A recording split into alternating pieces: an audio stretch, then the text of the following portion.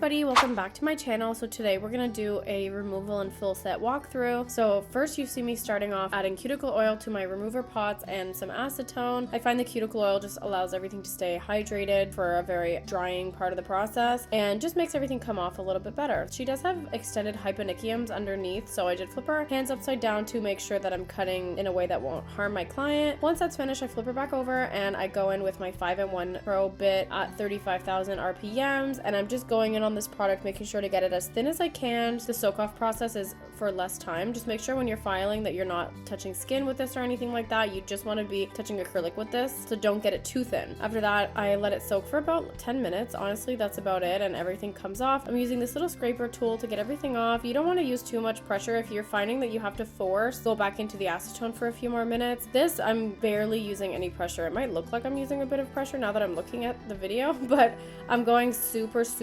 low pressure on this part of it, so you don't want to like scrape her nail or anything like that. So make sure you're being extremely gentle with this portion of the process. Once that's finished, I am going in with nail clippers and I'm trimming them up. I did file the edges a little bit as well, making sure they're short and ready for fresh tips. And I do go in with a cuticle bit and clean up her cuticles after pushing them back a little bit. She does have a little bit of sensitive skin, so because of the acetone, I find her cuticles seem a little bit red. It's completely normal for our set, so we know that already, but I find especially in the colder months, because she does have extremely dry skin, the acetone might cause her skin to crack a little bit, and she knows that and she's happy to continue on with the process. So I did do the cuticle bit and I did go in with my sanding band. I prepped everything, I glued on the tips off camera, sized them up and everything, and now you'll just see me applying the acrylic on one of her fingers. The pinky, I did do a 1 bead method because it is pretty short, her nails, and she doesn't really love the apex, but I do it for her, so I try to make it slightly smaller for structural purposes, of course. So once that's dry and finished, I shaped everything up and everything like that, and I'm going straight into nail art. So I did do like a pigment ombre that I'll continue on the pinky and thumb, and on the middle finger I am going in with a black polish and I'm drawing a big black heart outline, filling in all the negative spaces and leaving the heart part nude. On the pinky I went in with some matte polish and some black pigment powder and I ombreed it into the nail. I have a video on this if you'd like to watch that. I'll leave it in a card above. And I did mix some black polish with some rhinestone 3D gel and made little round cherries on the ring finger, and I'm making lips on the indexes. Once that's finished, I did matte top coat everything to prepare for chrome application. This is a chrome resistant matte top coat that I'm putting, so I'm applying that on everything, and I am going in with some no wipe black polish mixed with some top coat, and I'm drawing little drips from the mouth, making sure that it connects fully at the base of the lip. Drawing little drips here, and on the heart I'm outlining the heart completely because this we're going to do in chrome, and the cherry stems and leaf I did do in this polish because we're going to put this in a nice rose gold color as well. I do cure this for 20 seconds and then I go in with my rose gold powder, and you see that it's not sticking anywhere else other than where I've applied the gel polish prior. This is looking so good right now, and then I do go in with a little cure for 30 seconds after putting chrome just in case, and I do top coat the lips, the cherries, and everywhere that I put chrome. The 3D elements are really cute glossy and the chrome is really cute glossy as well. And off camera I added rose gold charms, and this is the final set. I really hope you guys like this video. Thank you so much for watching, and I'll see you in my next one. Bye!